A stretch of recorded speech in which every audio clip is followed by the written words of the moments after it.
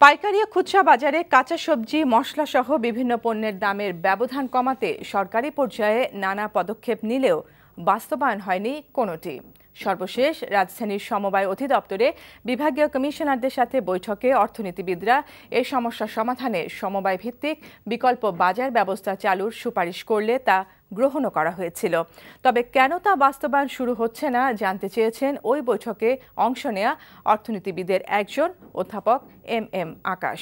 খুচরা ও পাইকারি বাজার দর নিয়ে মিজান রহমানের 2 পর্বের রিপোর্টের আজ শেষ পর্ব। ক্যামেরায় ছিলেন শেখ নজরুল ইসলাম। যেসব সবজি কারণ বাজারের পাইকারি বাজারে বিক্রি হচ্ছে 5 টাকায়, পাশের হাতিরপুল খুচরা বাজারে তা হয়ে যায় 25 থেকে 30 টাকা। আবার শ্যামবাজারের 12 টাকা কেজির পেঁয়াজ নিউ মার্কেটের কিচেন মার্কেটে হয়ে যায় 25 থেকে 30 টাকা।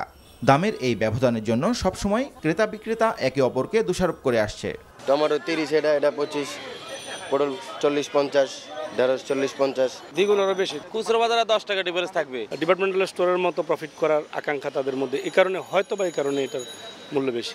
ভোক্তা অধিকার নিয়ে কাজ করে এমন সংগঠনের কর্মকর্তারা মনে করেন, খুচরা পাইকারি বাজারে পণ্যের দামের ব্যবধান সহনীয় রাখার প্রধান দায়িত্ব সরকারের সংশ্লিষ্ট বিভাগের।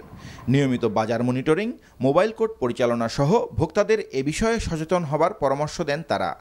আমাদের ভোক্তাদের একটু সচেতনতার ব্যাপার, আর সবাই মিলে কাজ করলে, আপনারা মিডিয়া সবাই মিলে কাজ করলে হয়তো আমাদের সেটা আমরা এই সুফলটা খুব কম সময়ের মধ্যে পেয়ে যাবো। প্রাইজিংটা গভর্নমেন্ট, আমরা প্লাস সবাই মিলে যদি, আপনারা যেভাবে মিডিয়ারা আছেন সবাই মিলে যদি আমরা করি, তো প্রাইজিংটা হয়তো একটা রিজনেবল পর্যায়ে থাকবে।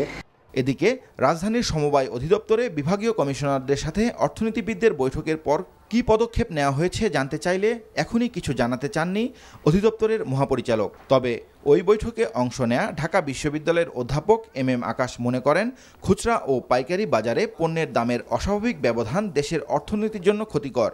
উন্নত দেশগুলো সমবায় ভিত্তিক বাজার ব্যবস্থা প্রচলন করে এক্ষেত্রে সফলতা পেয়েছে জানিয়ে এই অর্থনীতিবিদ সরকারকে তা অনুসরণ করার পরামর্শ দেন। এটা দূর করার একমাত্র উপায় বাজারের উপরে ছেড়ে দিলে হবে না, এটা সমবায় পদ্ধতিতে একটা বাজারজাতকরণের সিস্টেম, অল্টারনেটিভ সিস্টেম গড়ে তুলতে হবে।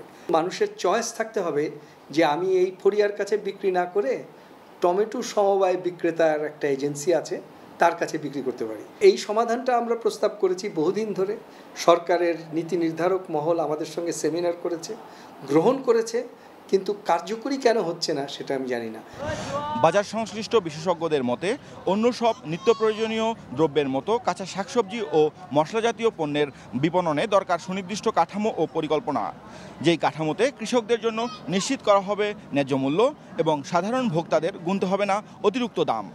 Mizan Rahman, NTV news, Dhaka.